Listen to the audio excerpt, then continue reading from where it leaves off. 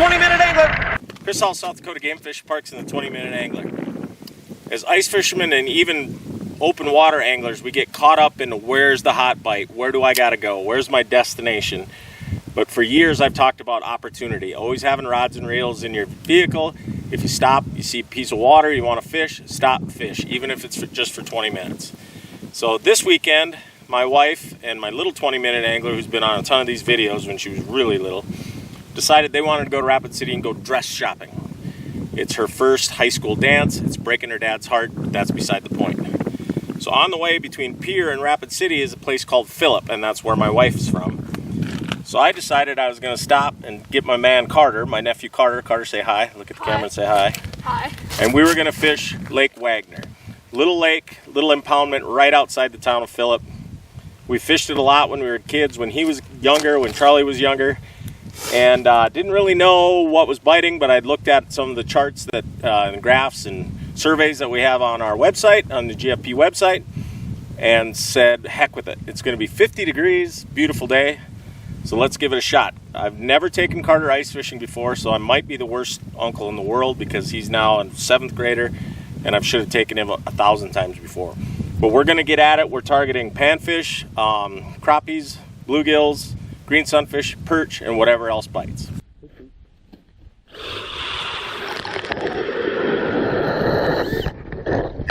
So what we found is the old creek channel. We're fishing about 14 foot of water, and we're right on the edge of the creek channel.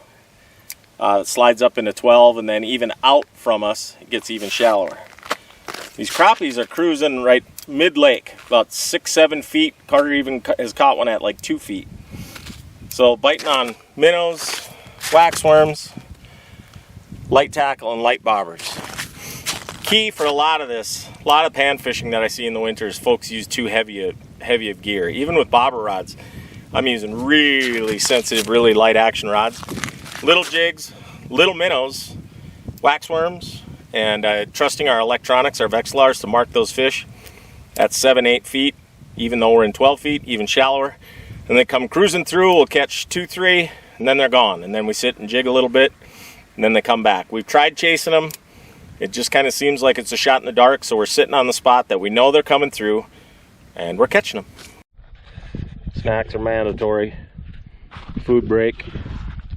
And again, in fishing with kids, gotta let them be kids. Carter got hungry, so Mom ran out pizza. Fishing started to slow down in the middle of the day, as it tends to do. We broke out the RC car, and man, we had a ton of fun.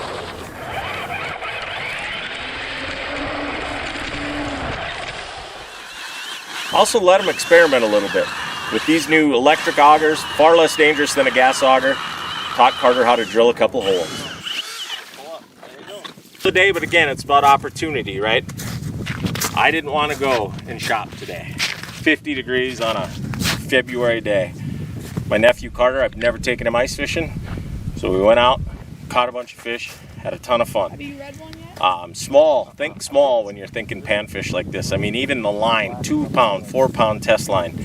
I'm using big bobbers, but that's because we're kind of spread out so I can see them above the ice. I wish I had some smaller bobbers, but I only had a couple small ones with me.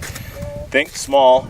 Also think small minnows, small waxworms, but multiple waxworms on there at a time. Go out, have some fun, make some memories. Until next time.